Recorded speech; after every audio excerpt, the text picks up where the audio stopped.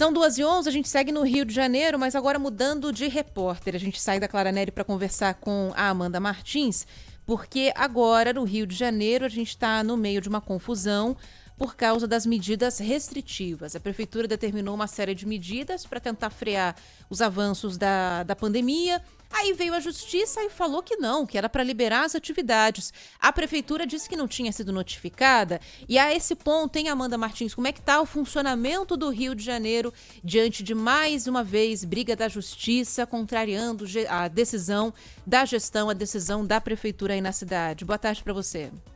Oi, Ana, muito boa tarde para você e a todos que nos acompanham. Pois é, né? Como a prefeitura continua dizendo que não recebeu essa notificação da justiça, segue o decreto atual, ou seja, que proíbe, né, o funcionamento das praias, que diz que os horários escalonados, né, o comércio tem que funcionar em horários escalonados e também proíbe a entrada de ônibus fretados na cidade e a criação de um toque de recolher. Esses 4 itens que eu mencionei são justamente os itens que foram suspensos por essa decisão judicial, mas que por enquanto não está valendo aqui no Rio de Janeiro, justamente porque a prefeitura diz que não foi notificada e já disse que assim que essa notificação chegar, vai recorrer em seguida. Só para a gente entender também o que aconteceu, é uma decisão de ontem à noite da juíza Regina Schucker, da 6ª Vara de Fazenda Pública.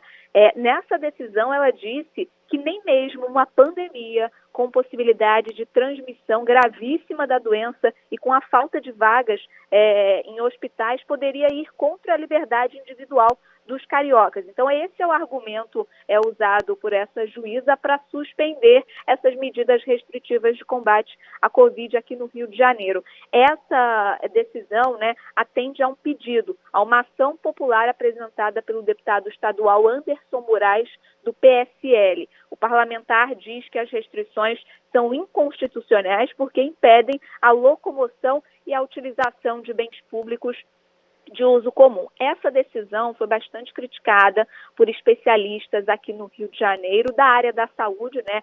Eles dizem que o Poder Judiciário não tem o conhecimento técnico para determinar essa questão, já que as medidas restritivas, né, acontecem aqui no Rio de Janeiro justamente por um comitê, né, de cientistas, de infectologistas, né, médicos que avaliam semana a semana como está o avanço da Covid, né, mais especificamente aqui no Rio de Janeiro, e aí, né, dizem se pode ou não flexibilizar determinada medida. Então, esse é o principal ponto de crítica dos especialistas.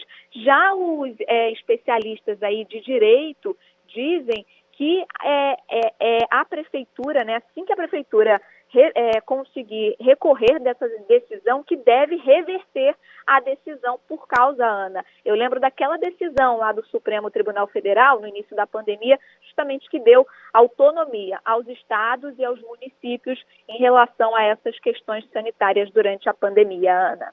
Não, exatamente. A autonomia é das prefeituras, é dos governos estaduais, né? Então aí fica nesse embate, a prefeitura dizendo que vai recorrer e o cidadão sem saber para onde correr. Ou aquele que já está afim mesmo de quebrar alguma restrição, de ir para a praia, de aproveitar de alguma maneira, já aproveita e faz, né? Aproveita e vai, porque, enfim, se sente já resguardado por essas decisões na justiça. Vamos acompanhar, então, como é que fica a situação aí no Rio. Amanda, obrigada, viu? Bom trabalho para você. Para você também, Ana. Até mais. Até mais.